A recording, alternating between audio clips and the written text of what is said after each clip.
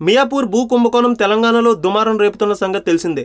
ఈ భూ కుంభకోణంలో టీఆర్ఎస్ కు చెందిన నేతలు ఉన్నారని ఆరోపణలు గుప్పిస్తున్నాయి ప్రతిపక్ష కాంగ్రెస్ టీడీపీలు. మియాపూర్ భూ కుంభకోణంలో సీఎం కేసీఆర్ సన్నిహితులు ఉన్నారంటూ ప్రతిపక్షాలు అర్థం పర్థం లేని ఆరోపణలు చేస్తున్నాయి. ఈ భూ కుంభకోణంపై సీబీఐ విచారణ జరిపించాలని డిమాండ్ చేస్తున్నాయి ప్రతిపక్ష పార్టీలు. ఈ నేపథ్యంలో ప్రతిపక్ష కాంగ్రెస్ పార్టీ నేతలకు కేంద్రం షాక్ ఇచ్చింది. మియాపూర్ భూ కుంభకోణంపై ఫిర్యాదు చేసేందుకు కేంద్ర హోంమంత్రి రాజ్నాథ్ సింగ్ అపాయింట్మెంట్ ను కోరారు కాంగ్రెస్ నేతలు. అయితే చివరి నిమిషంలో ఆయన అపాయింట్మెంట్ రద్దు చేయడం ఇప్పుడు ఆసక్తికరంగా మారింది.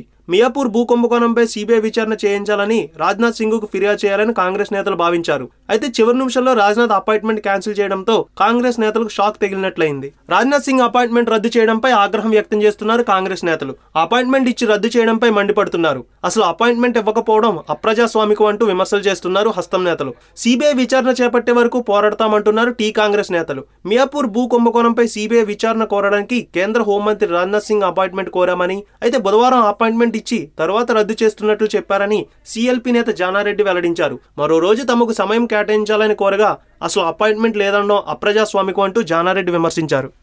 ఈ వీడియో మీకు నచ్చినట్లయితే లైక్ చేయండి, షేర్ చేయండి. మరిన్ని అప్డేట్స్ కోసం మా జనహితం టీవీని సబ్స్క్రైబ్ చేయడం మాత్రం మర్చిపోకండి.